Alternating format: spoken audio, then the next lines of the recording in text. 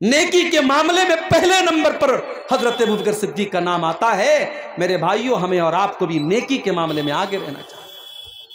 आज कितने लोग हैं जुमा की नमाज में, अगर 1 बजे जुमा की नमाज होने वाली है तो 12:55 पर उनकी शक्ल नजर आती है मस्जिद।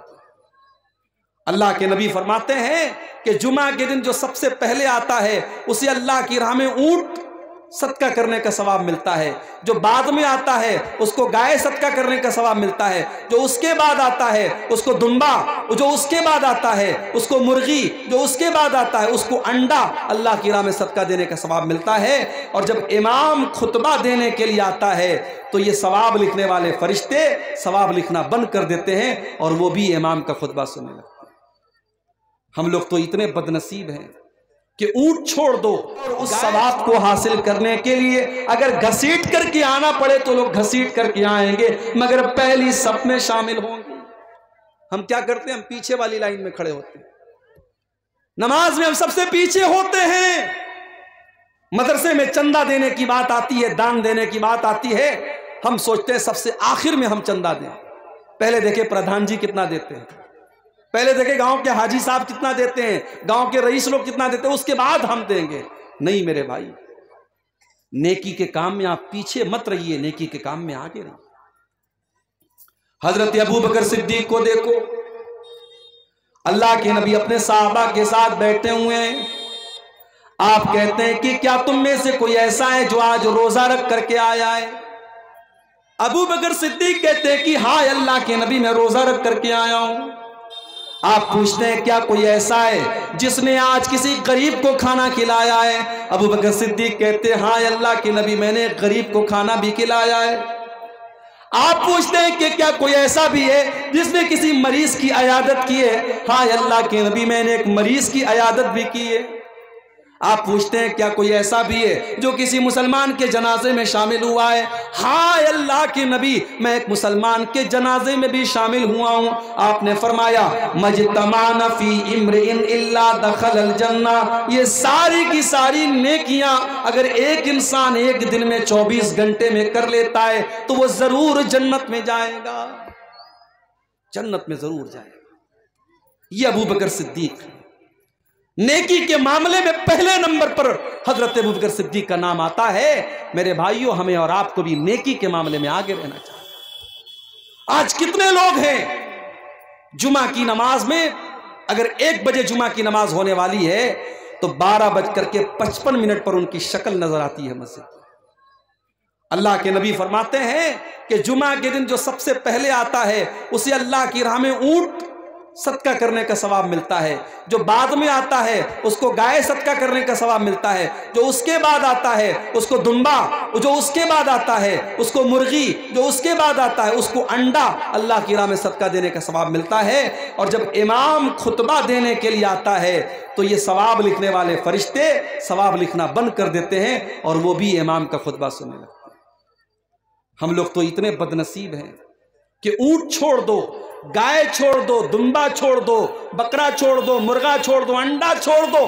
कितने बदनसीब ऐसे लोग हैं कि जुमा के दिन वो तब आते हैं जब इमाम का खुतबा स्टार्ट हो जाता है, बल्कि जमात शुरू होने के 5 मिनट पहले वो मस्जिद में आते हैं। ऐसा नहीं होना चाहिए मेरे भाई। इस्लाम आपको नेकी के मामले में आगे आगे रहने का हुक्म देता है। गज़वे तबूक का मौका याद कीजिए। हजरत उमर फारूक रजी अल्लाह ताला अन्हु फरमाते हैं कि मेरे दिल में ख्याल आया कि आज नेकी के मामले में, आज अल्लाह के दीन के मामले में मैं अबू बकर से आगे निकल करके दिखाऊंगा। वो अपने घर आते हैं, अपने घर का सारा सामान इकट्ठा करते हैं और सारे सामान को 2 भाग में वो बांट देते हैं और एक भाग अपने घर में छोड़ देते हैं और एक हिस्सा अल्लाह के नबी के पास लेकर के आते हैं। अय अल्लाह के नबी, आज इस्लाम को मेरे माल की जरूरत है, देखिए मैं अपने घर का माल लेकर के आया हूं। नबी अकरम पूछते हैं कि अय उमर, घर वालों के लिए कुछ छोड़ के आए हो कि नहीं आए हो? अय अल्लाह के नबी, आप परेशान ना हो, मैं आधा लेकर के आया हूं, आधा छोड़ करके आया हूं। उमर फारूक बहुत खुश हैं कि आज मैंने वो कारनामा अंजाम दे दिया जो अबू बकर सिद्दीक भी अंजाम नहीं दे सकते।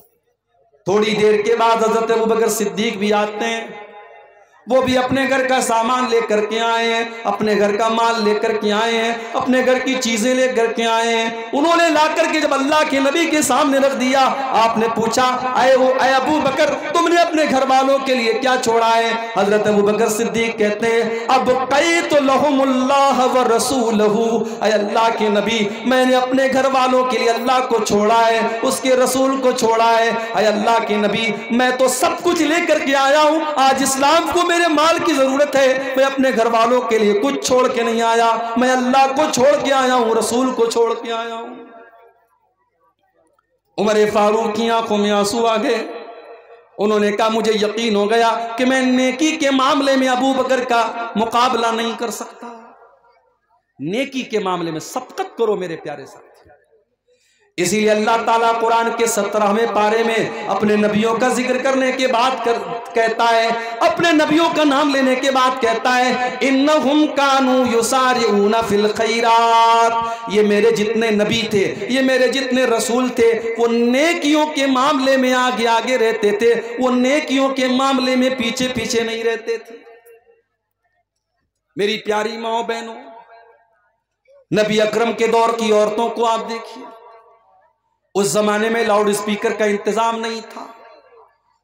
अल्लाह के नबी तकरीर करते थे, आमतौर से मर्दों के बीच में तकरीर करते थे, औरतों के दरमियान आपका बयान नहीं होता था। एक मर्तबा कुछ औरतें आई, अय अल्लाह के नबी, मर्द लोग आपकी बातों को सुनते हैं, हम औरतों को तो आपकी बात सुनने को नहीं मिलती है। अय अल्लाह के नबी, आप हफ्ते में एक दिन हमको भी दीजिए ताकि हम भी दीन की बातें आपसे सुना करें। नबी अकरम ने देखा कि इन औरतों के अंदर दीन को सीखने की तड़प मौजूद है, आपने अलग से हफ्ते का एक दिन औरतों के लिए तय कर दिया। हमारे यहां जलसे में आपने औरतों का इंतजाम किया है, लेकिन मस्जिद में जुमा में होता है इंतजाम आपके यहां? नहीं है। तरावी छोड़ दीजिए, तरावी तो साल में एक बार होती है ना, जुमा में क्यों नहीं है? बंगाल में भी मैं गया, बंगाल में लोगों ने बताया, मौलवी साहब हमारे यहां ज्यादातर मस्जिदों में औरतों का इंतजाम जुमा में नहीं होता है। अफसोस है मेरे भाई, आप अहले हदीस है ना, माशाअल्लाह, शेरशाबादी बरादरी ही के लोग होंगे यहाँ पे। शेरशाबादी बरादरी पूरी की पूरी अहले हदीस मानी जाती है। क्या अहले हदीस आप हैं? आपके यहाँ की औरतों को दीन कौन सिखाएगा? मौलवी साहब हफ्ते में एक दिन तकरीर करते हैं, आधा घंटा दीन की बात बताते हैं, आप हजरात सुन के चले आते हैं, घर की औरतों को कौन बताएगा? आज हमारे घर की औरतों को बिगाड़ने वाली हजारों चीजें हैं, फेसबुक है, सोशल मीडिया है, इंटरनेट है, तमाम दुनिया भर की चीजें हैं। उनको दीन सिखाने के लिए साल का एक जलसा काफी नहीं है, और जलसे में भी बेचारी आती है, तकरीर कम सुनती है, शॉपिंग ज्यादा करती है, बच्चों को लेके घूम रही है, टहल रही है, कोई उधर भाग रही है, कोई उधर भाग रही है। आप जुमा की नमाज में औरतों के लिए इंतजाम कीजिए मेरे भाई, इंतजाम कीजिए आप। नबी अकरम के दौर की औरतें आकर के डिमांड करती हैं, अय अल्लाह के नबी, आप हमारे लिए इंतजाम कीजिए, हमें दीन की बातें सुनाइए। और अगर आपने ऐसा इंतजाम नहीं किया, हालात बहुत बुरे हैं मेरे भाई। आज मुसलमान लड़कियां गैरों के साथ भाग रही हैं, फरार हो रही हैं, मुर्तद हो रही हैं, इस्लाम को छोड़ रही हैं, और हमारा आपसे तमाशा देख रहे हैं। अपनी औलाद को संभालिए, अपने बच्चों को संभालिए, अपनी औलाद को दीन की तालीम दीजिए, वरना पछताना पड़ेगा। अपने बच्चे और बच्चियों को जिस तरीके से आप स्कूल की और कॉलेज की तालीम देते हैं, उसी तरीके से दीन की तालीम दीजिए, उन्हें इस्लाम के बारे में बताइए, उन्हें तौहीद के बारे में बताइए, वरना आगे चल करके 10-15 साल के बाद जो हालात होंगे, हर घर और हर खानदान में इस तरीके के केस होंगे, फिर आपके पास हालात को कंट्रोल करने का कोई रास्ता नहीं है। नेकी के मामले में आगे बढ़िए, पीछे मत रहिए। हजरत अमर बिन जमूह रज़ी अल्लाह तआला अन्हु एक बूढ़े साहबी हैं, अल्लाह की राह में जिहाद करने की वजह से उनकी दोनों टांगे खराब हो चुकी हैं, उम्र भी 70 साल के पार हो चुकी है। जब एक जंग का मौका आता है, अल्लाह के नबी के पास उनके 4 बेटे हैं, उनके चारों बेटों ने अपना नाम लिखवाया। हजरत अमर बिन जमू ने कहा कि अल्लाह के नबी मेरा भी नाम लिख लीजिए। बेटों ने कहा बाजान आपने सारी जिंदगी इस्लाम की खिदमत की है, आपकी दोनों टांगे इसी में खराब हो चुकी हैं। अय अब्बा जान हम आपकी तरफ से जा ही रहे हैं, आपके 4 बेटे अल्लाह की राह में जा रहे हैं। अय अब्बा जान आप घर में आराम कीजिए, आपकी जरूरत नहीं है। बाप ने कहा नहीं ठीक है, मैं लंगड़ा हो चुका हूं, ठीक है मेरी टांगे काम नहीं कर रही हैं, मगर मेरे बाजुओं में आज भी ताकत है, मैं दुश्मनों के छक्के छुड़ा सकता हूं, मैं अल्लाह की राह में जिहाद करना चाहता हूं। तुम कौन होते हो मुझे रोकने वाले? बाप इसरार कर रहा है, बेटे मना कर रहे हैं। मामला अल्लाह के नबी के पास आता है। बेटे कहते हैं अल्लाह के नबी मेरे बाप को समझाइए, उनको बताइए, वो तो बूढ़े हो चुके हैं, उनकी दोनों टांगे काम नहीं कर रही हैं। अल्लाह के नबी ने हजरत अमर बिन जमू से कहा कि आप मत जाइए, आपको जरूरत नहीं है। कहा अल्लाह के नबी मैं चाहता हूं कि मैं इस जंग में जाऊं और मैं शहीद हो जाऊं और मैं अपनी इन्हीं लंगड़ी टांगों के साथ मैं जन्नत में चला जाऊं। नबी अकरम ने उनका जज्बा देखा, उनके दिल का जज्बा देखा।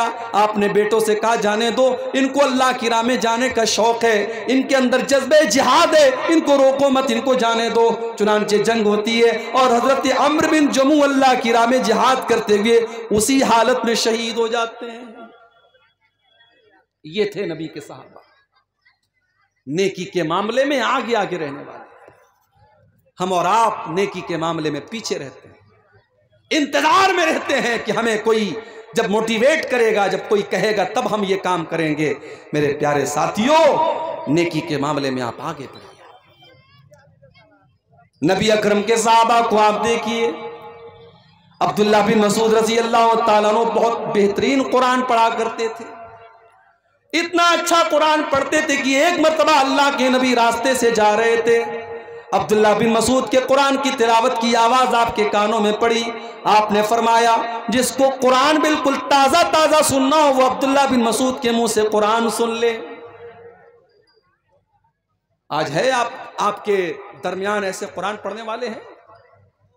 कुरान पढ़ने वाला कोई होता भी है तो उसके फटे कपड़ों की वजह से हमें लगता है ये मदरसे में पढ़ने वाला बच्चा है, हम उसको हकारत की नजर से देखते हैं। स्कूल में टाई और पैंट और कोट पहन करके जाने वाला हमें अच्छा लगता है, और मदरसे में फटा पुराना कपड़ा पहन करके पढ़ने वाला, दिन भर कुरान की तिलावत करने वाला हमें बुरा लगता है। मेरे प्यारे साथियों, उस स्कूल के सूटेड बूटेड बच्चे से बेहतर है उस मदरसे में पढ़ने वाला मैला कुचैला कपड़ा पहन करके दिन रात कुरान पढ़ने वाला। इसलिए कि अल्लाह के नबी फरमाते हैं खैरुकुम मन तअल्लमल कुरान व अल्लमहु, तुम में सबसे बेहतरीन इंसान वो है जो कुरान को सीखता है और सिखाता है, कुरान को पढ़ता है और पढ़ाता है। अब्दुल्ला बिन मसूद इतना अच्छा कुरान पढ़ते थे, अल्लाह के नबी ने फरमाया कि जिसको सुनना हो कुरान बिल्कुल तरोताजा, वो अब्दुल्ला बिन मसूद के मुंह से कुरान सुनना। जब अल्लाह के नबी ने ये बात बयान की, हजरत उमर फारूक के दिल में ख्याल पैदा हुआ कि ये बात अब्दुल्ला को बतानी चाहिए। उन्होंने रात के 12 बजे, आधी रात को उन्होंने जाकर के अब्दुल्ला बिन मसूद के दरवाजे को खटखटाया। अब्दुल्ला बिन मसूद ने दरवाजा खोला, देखा हजरत उमर आए हैं। क्या बात है उमर, क्यों आए हो? आए अब्दुल्ला, मुझे मालूम है कि ये वक्त मुनासिब नहीं था, रात के 12 बज रहे हैं, आधी रात हो चुकी है, लेकिन मैं तुम्हें एक बात बताना चाहता हूं, अल्लाह के नबी ने तुम्हें एक खुशखबरी दी है। क्या खुशखबरी दी? कहा है अब्दुल्ला, नबी अकरम ने आज तुम्हारी तिलावत की आवाज सुनी थी, तो नबी अकरम ने फरमाया था कि जिसको कुरान सुनना हो, बिल्कुल ताजा ताजा कुरान सुनना हो, वो अब्दुल्ला के मुंह से कुरान सुन ले। मैंने सोचा कि मैं आधी रात को मैं जाकर के तुमको बता दूं, ताकि सबसे पहले मैं ये खुशखबरी तुम्हें सुना दूं। एक मुसलमान को अच्छी खबर देने में भी सवाब मिलता है, मैं ये खबर तुम्हें सुनाने आया हूं। हजरत अब्दुल्ला ने कहा कि आपने थोड़ा सा लेट कर दिया, थोड़ा सा आपने डिले कर दिया, थोड़ा सा लेट कर दिया। अभी थोड़ी देर पहले हजरत अबू बकर सिद्दीक आए थे और उन्होंने ये खबर मुझे दे दी है। हजरत उमर ने पेशानी पकड़ के कहा कि अबू बकर, उमर तेरा मुकाबला नहीं कर सकता। मेरे प्यारे साथियों, ये नबी के सहाबा थे जो नेकी के मामले में सबकत करते थे, आज हम कारोबार में सबकत करते हैं, जमीन जायदाद में सबकत करते हैं, दुनिया के ऐशो आराम में सबकत करते हैं, लेकिन हम जन्नत के लिए सबकत नहीं करते। सूरह आले इमरान की आयत हमें यही मैसेज दे रही है, वसारिऊ इला मग़फ़िरतिन मिर रब्बिकुम व जन्नतिन, मेरे बंदो तुम अल्लाह की जन्नत को पाने के लिए और अल्लाह की मग़फ़िरत को पाने के लिए जल्दी करो। मेरे प्यारे नौजवान साथियों, जब हम आपसे नमाज के बारे में कहते हैं, आप कहते हैं मौलवी साहब अभी तो जवानी के अय्याम है, अभी तो मौज मस्ती के दिन है, जब 40 साल के हो जाएंगे, 50 साल के हो जाएंगे, हम नमाज भी पढ़ने लगेंगे, हम दाढ़ी भी रख लेंगे, हम हाजी भी हो जाएंगे। कौन गारंटी लेगा, कौन गारंटी लेगा कि आप 50 साल तक जिंदा रहेंगे, 60 साल तक जिंदा रहेंगे? एक एक्सीडेंट आपकी जिंदगी बदल सकता है, एक हादसा आपको खत्म कर सकता है, एक बीमारी आपको बर्बाद कर सकती है। मेरे प्यारे नौजवान साथियों, वमा तदरी नफ्सुम माज़ा तक्सिबु गदा, कोई नहीं जानता कि कल उसके साथ क्या होने वाला है। इसलिए कल न कर, कल का कोई भरोसा नहीं, कल तो कल एक पल का भरोसा नहीं, फिक्र उक़बा की कर आज ही बेखबर, फिक्र उक़बा की कर आज ही बेखबर, कल न कर, कल का कोई भरोसा नहीं, कल तो कल एक पल का भरोसा नहीं। कर इबादत खुदा की जवानी में तू, कर इबादत खुदा की जवानी में तू, कल बुढ़ापा तेरे सर पे आ जाएगा, कल बुढ़ापा तेरे सर पे आ जाएगा, कुव्वते दस्तो पा खत्म हो जाएगी, कुव्वते दस्तो पा खत्म हो जाएगी, फिर इबादत का कोई भरोसा नहीं। कल का कोई भरोसा नहीं है। मेरे नौजवान साथियों, नेकी के मामले में सबकत करो, मिसाल दे दुनिया कि हाँ ये लड़का नेकी के मामले में आगे रहता है। मस्जिद में नमाज पढ़ने जाओ तो पहली सफ में रहो, इबादत के मामले में सबकत करो। किसी को धोखा देना कैसा है? बहुत अच्छा काम है, दिया करो भाई धोखा। अब ये सब पूछने की बात है। जो इमाम साहब अक्सर झूठ बोले, वालिदैन की नाफरमानी करे और कभी कभार चोरी करे, उसकी इमामत में नमाज पढ़ना कैसा है? लग रहा है इमाम साहब से दुश्मनी हो रही है।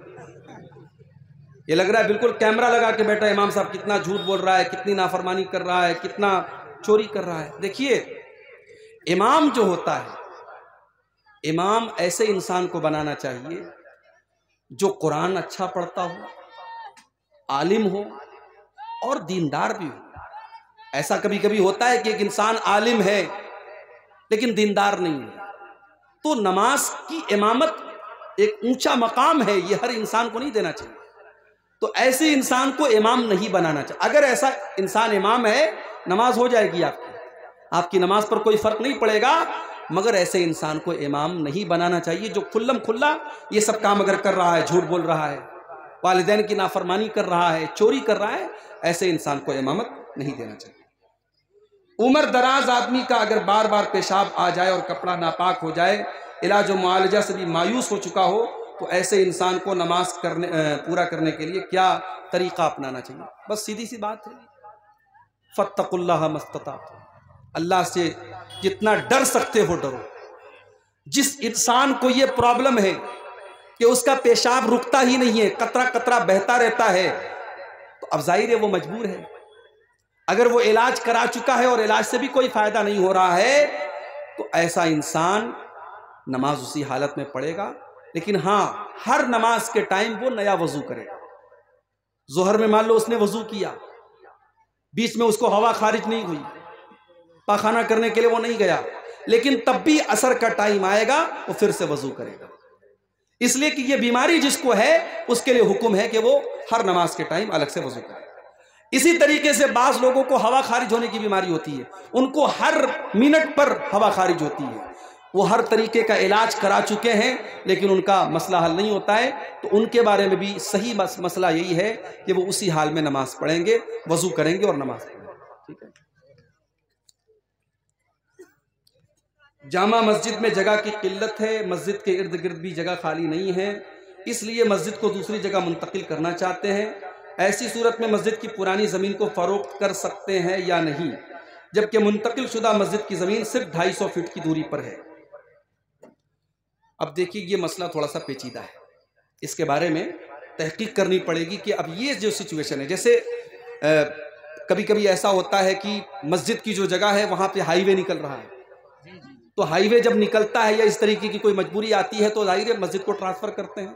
तो वो सूरत यहाँ पर भी ऐसा लग रहा है कि अपनाई जा सकती है, जब जगह कम भी है तो ऐसा कर सकते हैं, लेकिन फिर भी इसके बारे में थोड़ी सी तहकीक करने के बाद ही जवाब दिया जा सकता है। इमाम का इंतखाब अवामुन नास के ज़रिए होगा या आलिमों के ज़रिए होगा? देखिए, अवाम के इंतखाब के लिए कोई शरीयत की शर्त नहीं है। अल्लाह के नबी ने कुछ क्राइटेरिया बता दिया है कि इमाम ऐसा इंसान होना चाहिए जो कुरान को ज़्यादा पढ़ने वाला हो, सुन्नत का जानकार हो, नमाज का तरीका जानने वाला हो। अगर उस क्राइटेरिया पर कोई मोहल्ले में कोई इंसान खरा उतर रहा है, उसको अवाम भी इमाम बना सकती है। कोई ज़रूरी नहीं कि उलमा की एक कमेटी हो वही इमाम बनाए, ऐसा कोई ज़रूरी नहीं है। तो मेरे नौजवानों, ये जो मसला है दीन के अंदर आगे आगे रहने का, इसको हम अपने अंदर पैदा करें। हम बैक बेंचर ना बने। स्कूल में होता है ना, स्कूल में क्लास में पीछे बैठने वाला जो होता है उसको बैक बेंचर बोलते हैं। तो जो बिल्कुल फिसड्डी होता है, जो इम्तिहान में फेल होता है, उसको हम बोलते हैं बैक बेंचर। दीन के मामले में आप बैक बेंचर मत बने, दीन के मामले में आप आगे रहने वाले बने, पहली सफ में रहने वाले बने। यही हम आपसे उम्मीद करते हैं। अल्लाह से दुआ है रब्बुल आलमीन हम सबको नेकियों के मामले में सबकत करने की तौफीक अता फरमाए। रब्बुल आलमीन हमारे गुनाहों को माफ़ फरमाए, नेकियों में आगे आगे रहने की तौफीक दे। आमीन।